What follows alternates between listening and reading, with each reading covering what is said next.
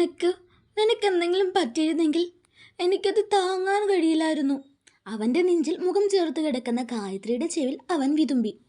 ഗായത്രിക്കൊരു നിമിഷം എന്തു പറയണമെന്ന് അറിയുന്നുണ്ടായിരുന്നില്ല. എങ്കിലും അവൻ്റെ ഭയം കണ്ടപ്പോൾ അവൾ അവനെ ആശ്വസിപ്പിക്കാൻ ശ്രമിച്ചു. അവളും തിരികെ അവനെ ആലിംഗനം ചെയ്തു, അതായത് കെട്ടിപ്പിടിച്ചു. എന്നിട്ട് അവൻ്റെ പുറത്ത് പതിയെ തട്ടി. ആ കെട്ടിപ്പിടുത്തത്തിൽ തൻ്റെ ചോദ്യത്തിന് ഉത്തരം ലഭിച്ചുവെന്ന് രുദ്രന് മനസ്സിലായി.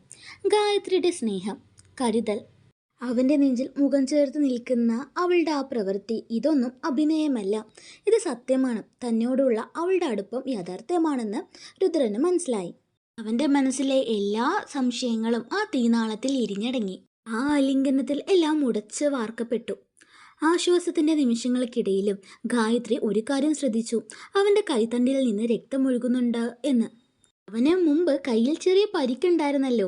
തീ അണയ്ക്കുന്നതിനിടയിൽ ആ മുറിവ് വീണ്ടും തുറന്നതാവാം. ചോര ഒലിക്കുന്നുണ്ടായിരുന്നു അതിൽ നിന്ന്. രുദ്രൻ പക്ഷെ അതൊന്നും ശ്രദ്ധിക്കുന്നുണ്ടായിരുന്നില്ല. ഗായത്രി സുരക്ഷിതയാണ് എന്ന അവൻ്റെ ആശ്വാസത്തിന് മുമ്പിൽ ആ വേദന ഒരു വേദനയെ ആയിരുന്നില്ല. ഗായത്രിയുടെ കൈ അവൻ്റെ മുറിവിലേക്ക് നീണ്ടു.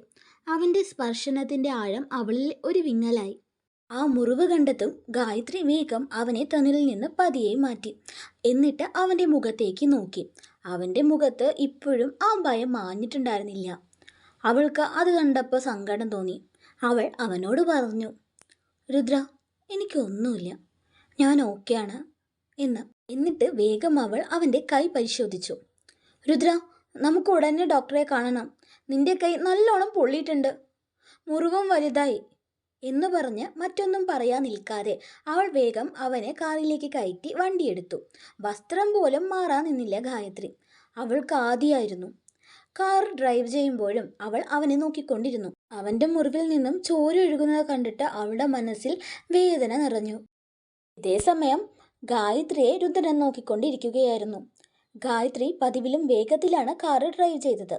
അങ്ങനെ അവർ ഹോസ്പിറ്റലിലേക്ക് എത്തി. ഹോസ്പിറ്റലിലേക്ക് എത്തിയതും ഗായത്രി തിടുക്കത്തിൽ ഡോർ തുറന്നു കൊടുത്തു രുദ്രന്. രുദ്രൻ കാറിൽ നിന്ന് ഇറങ്ങി. ഹോസ്പിറ്റലിൽ ശരത്ത് ഉണ്ടായിരുന്നു. ഗായത്രി നേരത്തെ തന്നെ ശരത്തിനോട് കാര്യങ്ങളെല്ലാം വിളിച്ച് പറഞ്ഞിട്ടുണ്ടായിരുന്നു. ശരത്ത് അവർക്കായി പുറത്ത് തന്നെ വെയിറ്റ് ചെയ്യായിരുന്നു. ഗായത്രിയോടൊപ്പം രുദ്രൻ എത്തിയതും അവൻ ട്രീറ്റ്മെൻറ്റ് ആരംഭിച്ചു. കയ്യിലെ പൊള്ളൽ മാത്രമാണ് ഉണ്ടായിരുന്നതെങ്കിലും അത് കുറച്ച് ആഴത്തിലായിരുന്നു. ശരത്ത് മുറിവ് ക്ലീൻ ചെയ്യുമ്പോൾ ഗായത്രി രുദ്രൻ്റെ അടുത്തേക്ക് നിന്നു. നേരത്തെ ബാൻഡിട്ട തുണി കഷ്ണങ്ങൾ ആ മുറിവിൽ പറ്റിപ്പിടിച്ചിട്ടുണ്ടായിരുന്നു. അത് മുറിവിൽ നിന്ന് നീക്കം ചെയ്യുന്നത് അവന് വേദന നൽകി. അത് ഗായത്രിക്ക് മനസ്സിലായി. അവന് നല്ലോണം വേദനിക്കുന്നുണ്ട് എന്ന്. അപ്പോൾ ഗായത്രി അവനെ അവളിലേക്ക് ചേർത്ത് പിടിച്ചു. അവൻ്റെ തല അവളുടെ വയറിൽ അമർന്നു. ആ നിമിഷം അവൻ കൂടുതൽ അവളോട് ചേർന്ന് നിന്നു. കുറച്ചു നേരത്തിന് ശേഷം മുറിവ് ക്ലീൻ ചെയ്ത് ഡോക്ടർ പറഞ്ഞു, കുഴപ്പമില്ല ഗായത്രി, വെള്ളം തട്ടാതെ നോക്കണം, ഒരാഴ്ച കഴിഞ്ഞിട്ട് വായു എന്ന്. അവന് കുഴപ്പമില്ല എന്നറിഞ്ഞപ്പോഴാണ് ഗായത്രിക്ക് സമാധാനമായത്. അങ്ങനെ കുറച്ച് സമയത്തിന് ശേഷം ഡോക്ടറോട് യാത്ര പറഞ്ഞ് അവർ വീട്ടിലേക്ക് തിരിച്ചെത്തി. അപ്പോൾ ഏകദേശം ഉച്ചയായിട്ടുണ്ടായിരുന്നു. ഗായത്രിയും രുദ്രനും അവിടെ റൂമിലേക്ക് വന്നു. രണ്ടാൾക്കും നല്ല ക്ഷീണം ഉണ്ടായിരുന്നു. രുദ്രൻ ബെഡിലേക്ക് ഇരുന്നു. അപ്പോൾ രുദ്രൻ്റെ മനസ്സിലൂടെ പോയത് രാവിലെ നടന്ന സംഭവങ്ങളായിരുന്നു. തീ പിടിച്ചത്, തീ അണച്ചത്, അതിനുശേഷം അവൻ ഗായത്രിയെ കെട്ടിപ്പിടിച്ചത്, മുഖത്ത് മുഴുവൻ ഉമ്മ വെച്ചത്, അങ്ങനെയുള്ള കാര്യങ്ങൾ. അതൊക്കെ ആലോചിച്ചപ്പോൾ അവൻ എന്തോ പോലെ തോന്നി. ഗായത്രി എന്ത് വിചാരിച്ചു കാണും എന്നോർത്തിട്ട്. കോൺട്രാക്ട് എന്നൊരു കാര്യമുണ്ടല്ലോ, അതിനെക്കുറിച്ച് സംസാരിക്കണം എന്ന് അവൻ തീരുമാനിച്ചു. അവൻ ഗായത്രിയെ വിളിച്ചു. ഗായത്രി. ഗായത്രി മരുന്നുകൾ എടുത്തു വയ്ക്കുന്ന തിരക്കിലായിരുന്നു. അവൾ അവനോട് എന്താണ് എന്ന് ചോദിച്ചു. അപ്പോൾ അവൻ കുറച്ചു നേരം മൗനമായിട്ട് അവളുടെ മുഖത്തേക്ക് നോക്കി പറഞ്ഞു, സോറി എന്ന്. അത് കേട്ടതും ഗായത്രി എന്തിനാണ് എന്ന് ചോദിച്ചു. അപ്പോൾ രുദ്രൻ പറഞ്ഞു, അത് ഞാൻ ആ സമയത്ത് തീ പിടിച്ചപ്പോൾ അപ്പോഴുള്ള വെപ്രാളത്തിലാണ് തന്നെ കെട്ടിപ്പിടിച്ചതും മുഖത്ത് മുഴുവൻ ഉമ്മ വെച്ചതും. അപ്പം എന്തോ എനിക്കങ്ങനെ തോന്നി. തനിക്ക് എന്തെങ്കിലും സംഭവിച്ചാലോ എന്ന ചിന്ത മാത്രമായിരുന്നു എൻ്റെ മനസ്സിൽ മുഴുവൻ. അതുകൊണ്ടാണ് ഞാൻ അങ്ങനെ. സോറി, ഞാൻ മാഡത്തിനോട് അങ്ങനെ ചെയ്യാൻ പാടില്ലായിരുന്നു. അവൻ നേർത്ത ശബ്ദത്തോടുകൂടി ഗായത്രിയോട് പറഞ്ഞു. അത് കേട്ടപ്പോൾ ഗായത്രി അവനൊന്ന് തുറിച്ചു നോക്കി. എന്നിട്ട് ഗായത്രി അവൻ്റെ അടുത്തേക്ക് വന്ന് നിന്നു. എന്തിനാടോ താൻ സോറി പറയുന്നേ? എടോ, ഞാൻ തൻ്റെ ആരാ? ഞാൻ നിന്റെ ഭാര്യയല്ലേ?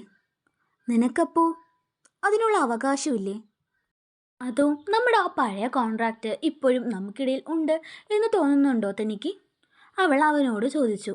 സത്യം പറഞ്ഞ അവൻ ചോദിക്കാൻ ആഗ്രഹിച്ച ചോദ്യമായിരുന്നു അത്. അവൻ്റെ കണ്ണുകൾ വിടർന്നു വന്നു. ആ ചോദ്യം രുദ്രൻ്റെ മനസ്സിൽ ഒരു വെളിച്ചം വീശി. കോൺട്രാക്റ്റിൻ്റെ പേര് പറഞ്ഞ് അവളിൽ നിന്ന് അകലം പാലിച്ചിരുന്ന അവൻ്റെ എല്ലാ പ്രതിരോധങ്ങളും തകർത്തെറിയുന്ന വാക്കുകളായിരുന്നു അത്. അവൻ മെല്ലെ തല ഉയർത്തി അവളെ നോക്കി. അവളുടെ മുഖത്ത് ദേഷ്യമോ പരിഭവമോ ഉണ്ടായിരുന്നില്ല. പകരം അവനോടുള്ള തീവ്രമായ സ്നേഹവും ഒരുതരം സങ്കടവുമാണ് അവൻ കണ്ടത്.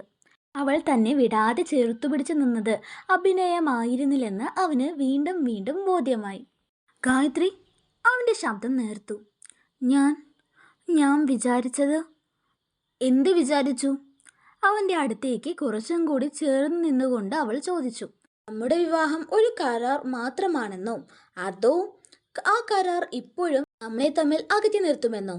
അവൻ്റെ മുറിവേറ്റ കൈ അവൾ മെല്ലെ കയ്യിലെടുത്തു. ബാൻഡേജ് ചെയ്ത ആ ഭാഗത്ത് പതിയെ തലോടി. രുദ്ര, അവൾ ശാന്തമായി വിളിച്ചു. താൻ എന്തിനാണ് ഇത്രയേറെ റിസ്ക് എടുത്തതെന്ന് എനിക്കറിയാം. തൻ്റെ ഭയം, എൻ്റെ സുരക്ഷയെക്കുറിച്ചുള്ള തൻ്റെ ആദി. താൻ ഇന്നും എൻ്റെ സുരക്ഷയ്ക്ക് വേണ്ടി ശ്രമിച്ചിരുന്നു എന്നെനിക്കറിയാം.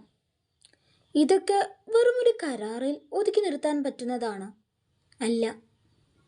സ്നേഹമാണ്, സത്യസന്ധമായ എന്നോടുള്ള തൻ്റെ സ്നേഹം. രുദ്രൻ്റെ ചുണ്ടുകൾ വിറച്ചു. അവനൊന്നും പറയാൻ കഴിഞ്ഞില്ല. താൻ എന്നെ കെട്ടിപ്പിടിച്ചതിനോ അമ്മ വെച്ചതിനോ എന്തിനാണ് സോറി പറയുന്നത്? എനിക്കിഷ്ടമായിരുന്നു. മനസ്സിലായോ? തൻ്റെ സ്നേഹം എനിക്കിന്ന് കൂടുതൽ മനസ്സിലായി. ഇനി നമ്മൾക്കിടയിൽ ആ പഴയ കോൺട്രാക്റ്റിൻ്റെ മതിലുകൾ വേണ്ട. തനിക്ക് എന്നോട് പറയാനുള്ളതെല്ലാം പറയാം.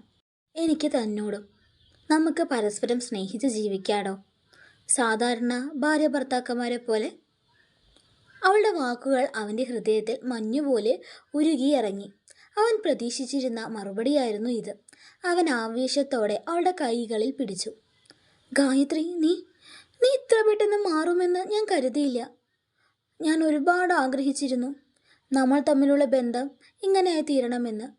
അവൻ്റെ കണ്ണുകളിൽ നനവ് പടർന്നു. രുദ്ര, നീ മാത്രമല്ല, ഞാനും ഒരുപാട് ആഗ്രഹിച്ചിരുന്നു. സത്യം പറഞ്ഞ ഈ കരാർ പലപ്പോഴും എൻ്റെ മനസ്സിൽ ഒരു ഭാരമായിരുന്നു. എന്നെ തന്നിൽ നിന്ന് അകറ്റി നിർത്താൻ ഞാൻ ഉണ്ടാക്കിയ ഒരു മറ മാത്രമായിരുന്നു അത് എന്ന് ഞാനിപ്പോൾ മനസ്സിലാക്കുന്നു. അതുകൊണ്ട് അവളൊന്ന് നിർത്തി. അവൻ്റെ കണ്ണുകളിലേക്ക് ആഴ്ന്നിറങ്ങി. ഇനി നമുക്ക് ഒരു കോൺട്രാക്റ്റും വേണ്ട, സ്നേഹം മാത്രം മതി. അവളുടെ വാക്കുകൾ പൂർത്തിയാക്കുന്ന മുമ്പ് രുദ്രൻ അവളെ വലിച്ചടിപ്പിച്ചു അവനിലേക്ക്. അപ്പോഴും അവൾ അവൻ്റെ കൈ ശ്രദ്ധിച്ചിരുന്നു കേട്ടോ.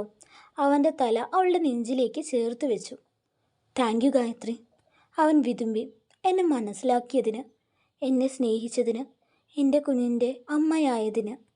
എൻ്റെ ശിവമോൾക്ക് ജന്മം നൽകിയവള് ഒന്നും തിരിഞ്ഞു നോക്കാതെ പോയപ്പോൾ നീ അവൾക്ക് അമ്മയായി. നിന്റെ മുലപ്പാൽ അവൾക്ക് നൽകി.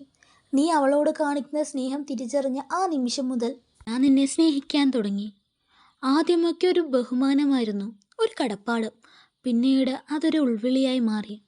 ഇവൾ എൻ്റേതാണെന്ന് ആരോ പറയുന്ന പോലെ.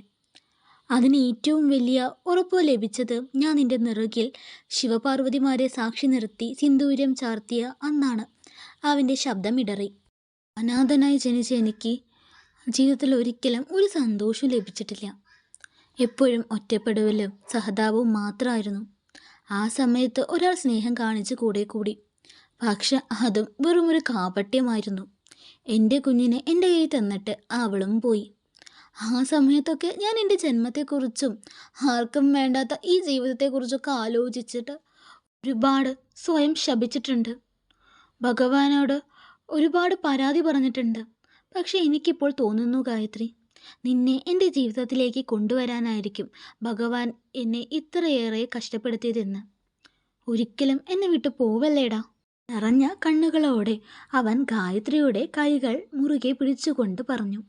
അവൻ്റെ വാക്കുകൾ അവളുടെ ഹൃദയത്തിൽ നോവായി പടർന്നു. അവൾക്ക് അവനോട് തോന്നിയ സ്നേഹത്തിൻ്റെ ആഴം കൂടുന്നതവൾ അറിഞ്ഞു. അവൾ അവൻ്റെ മുഖം കയ്യിലെടുത്ത് മെല്ലെ ആ മുടിയിഴകൾ തലോടി. എന്നിട്ട് അവൻ്റെ നെറുകയിൽ സ്നേഹത്തോടെ അവളുടെ ആദ്യ മുത്തം നൽകി. എന്നിട്ട് അവൻ്റെ കണ്ണുകളിലേക്ക് ആർദ്രമായി നോക്കിക്കൊണ്ട് അവൾ ഉറപ്പോടെ പറഞ്ഞു. അവനോട് പറഞ്ഞതെന്താന്ന് നമുക്ക് അടുത്ത പാട്ടിൽ കാണാം കേട്ടോ ഗൈസ്. ഇഷ്ടമായ സബ്സ്ക്രൈബ് ചെയ്യണേ. Thanks for watching.